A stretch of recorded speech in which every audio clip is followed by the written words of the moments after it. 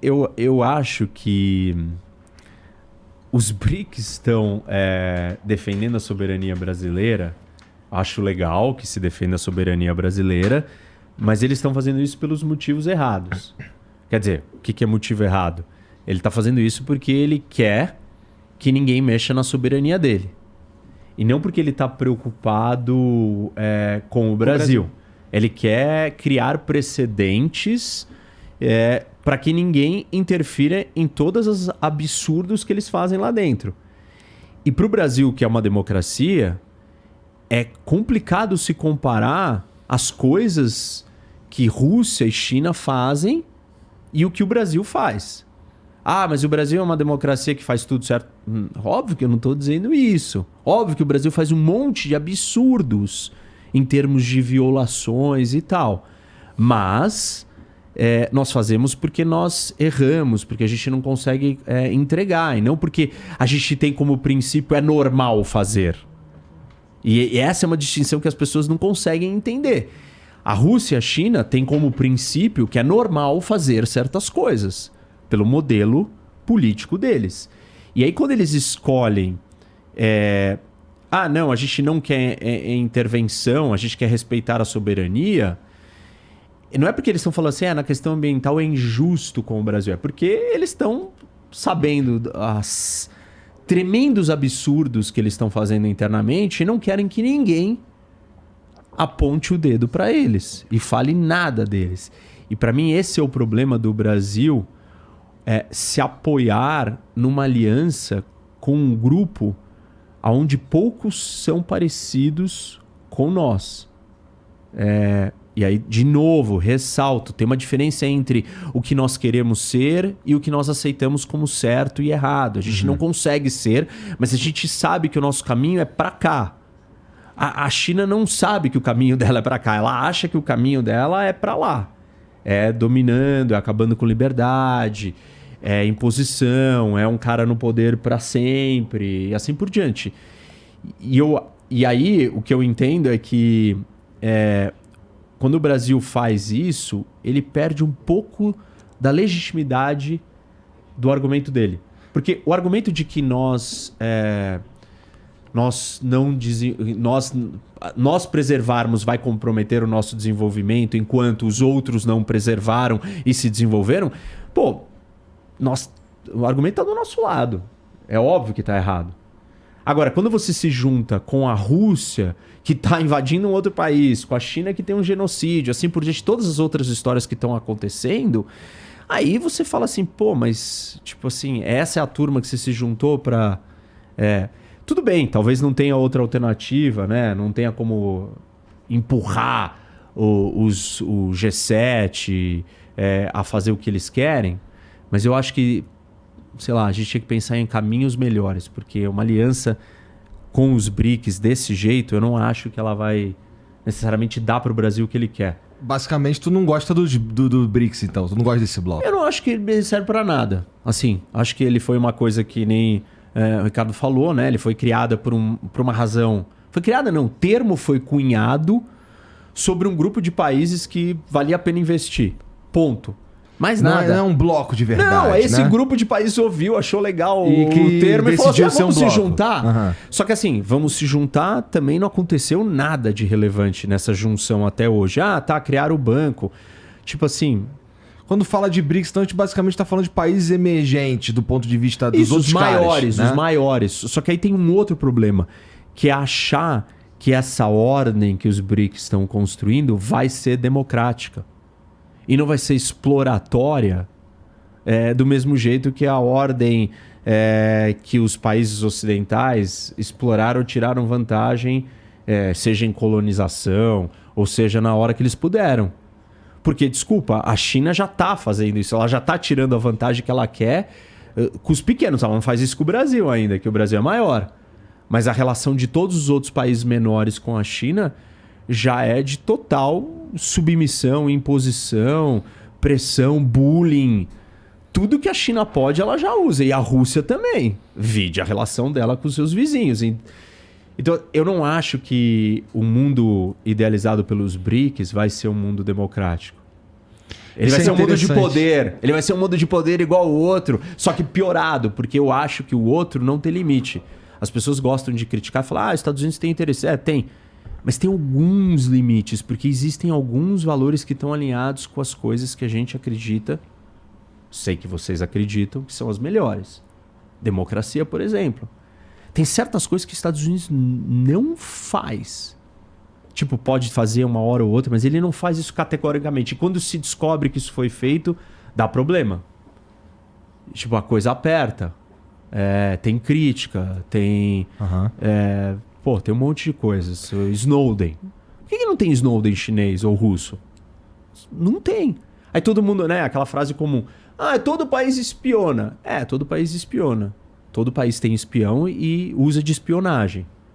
Só que o uso da espionagem numa democracia é diferente do uso da espionagem numa ditadura. Qual é o limitante para uma ditadura do uso da espionagem? Apenas a quantidade de recursos que ela tem. Pô, eu preciso matar 100 caras. Você só tem dinheiro para matar 90, então eu só vou matar 90. Os Estados Unidos, não, porque é uma democracia. O que tem uma democracia? Tem Estado de Direito. É perfeito? Não é, mas tem Estado de Direito. Tem fiscalização de outros grupos políticos dentro da mesma nação. Então tem legislativo, tem judiciário, tem outras forças políticas. Tem imprensa livre. Como é que o Snowden surgiu? Porque a imprensa foi lá e noticiou ele.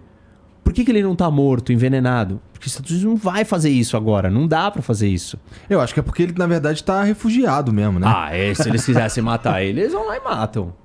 Pô. Onde é que tá o Snowden? Tá na Rússia. Não, o Snowden? Ele tá no Reino Unido, né? Não, o Navalny, você tá falando? Não, o Snowden. O Snowden tá na Rússia. Não, se não me engano, ele não tava Navalny que tá... Não é Navalny. O Navalny tá preso lá na Rússia. Sim. Você tá falando do... Aquele outro do... O Julian Assange, é verdade. Confundiu com o Assange, é verdade. Não. Verdade. O Snowden tá na Rússia. É verdade. Se quiser, se precisar, se o cara for tão grave, vai matar. Só que agora não dá pra fazer isso, porque tem algumas regras. Quem mandar fazer isso, vai ter repercussão. E vai ter problema. E na ditadura não acontece assim. Não tem. Achou ruim? Vai morrer você também. Tipo, não tá morrendo os jornalistas todos americanos que noticiaram a história do Snowden. Na China e na Rússia vai morrer todos os jornalistas que noticiarem uma história dessa. E assim, essas nuances elas precisam ser entendidas. Senão, vira uma conversa sobre a política internacional que é pura narrativa. Você fala o que você quiser, eu falo o que eu quero. Você acha que a sua verdade é absoluta, a minha é absoluta, a dele é absoluta. E a gente não... Assim... não tem como distinguir absolutamente nada. Mas os detalhes fazem toda a diferença. Eu tava pensando na minha cabeça, isso que você falou meio que na verdade fez sentido de os BRICS e tal. Eu queria até ouvir o que o Ricardo pensa sobre isso, desse arranjo entre os BRICS que provavelmente vai rolar. Mas na minha cabeça era uma parada, de certa forma, até positiva, que poderia colocar esse bloco em pé de, não sei se igualdade, mas assim, se aproximando de um jogador, assim, como se fosse um jogador conjunto realmente relevante na geopolítica, né? E aí o Brasil teria como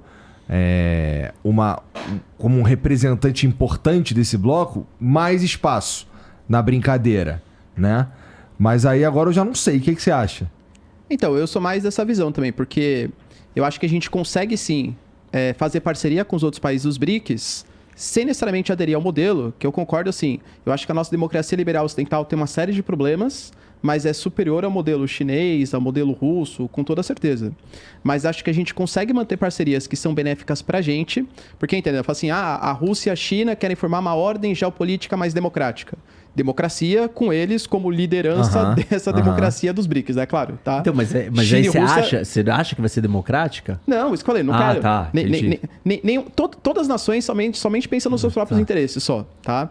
A China e a Rússia, elas não querem trazer a voz dos países emergentes. Elas querem liderar um grupo para elas serem os líderes desse entendi. grupo. Eu tinha entendido o contrário disso, que você tinha falado, não, que eles vão fazer uma ordem Tipo, eles querem democrática. que todo... Não, eles você tá falando do discurso deles. Exatamente, Tá, o discurso deles é tipo fazer uma ordem democrática, só que na verdade eles querem ser a liderança. Mas o Brasil não é ingênuo, acho que o Brasil sabe disso também. Só que o Brasil ele pode se aproveitar dessa posição, porque o Brasil está sendo bem quisto para isso, e fazer uma espécie de sindicato, vai entre aspas aí, dos países emergentes, para conseguir melhores condições, entendeu? Eu não vejo como um grande problema.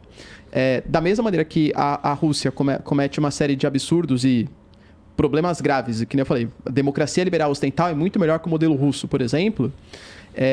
A gente vou pegar o caso da África que vem acontecendo hoje. Pô, você tem uma série de revoluções acontecendo, golpes militares no Mali, Burkina Faso, acabou de acontecer no Níger, por exemplo.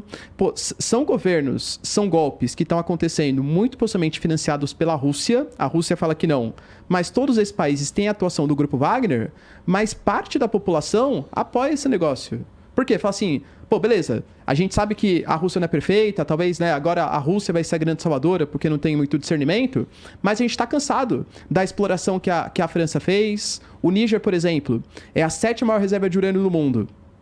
E a gente tem o pior IDH do planeta, o imperialismo, governos que foram financiados aqui pelos europeus, pelos franceses, que sempre causaram guerras civis e deixaram a África nessa situação atual. Então, tem um discurso, inclusive, do Ibrahim Traoré, que ele é de Burkina Faso. É um discurso bem interessante, que ele fala assim, nós africanos não seremos mais subordinados ao imperialismo europeu. A gente vai se unir aqui na União Africana, a gente vai fazer uma parceria com os BRICS, inclusive o último dia da reunião dos BRICS, vai ter um dia que vai ser BRICS África, o dia 24 dessa reunião aí, né? Que é uma tentativa dos BRICS de aproximação com a África. E não porque China e Rússia são bonzinhos, mas porque eles sabem que existe uma carência, uma vontade de uma série de nações africanas cansadas desse imperialismo europeu, da França colocar a moeda francesa em circulação em uma série de países para manter uma dominação. Acabou a dominação política, mas o imperialismo econômico ele continua acontecendo.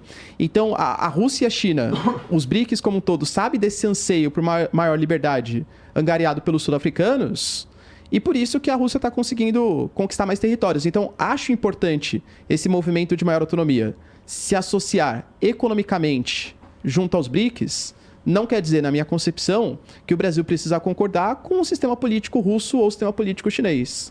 A gente consegue suplantar isso em defesa da nossa soberania. Tudo bem, mas aí o problema é que você não é o sistema interno só, mas é você está sendo liderado ou fazendo uma parceria com alguém que assim está disposto a ir muito mais longe do que aqueles que estão se dizendo supostamente que são ruins. E aí, por exemplo, a África quer se libertar do colonialismo francês. Aí, então, agora ela vai incorporar o neocolonialismo chinês ou russo do grupo mercenário Wagner? Porque, assim, desculpa, se os franceses destroem e extraem os recursos naturais da África e fazem isso, o que a Rússia está fazendo ali é, assim, é um negócio absurdo.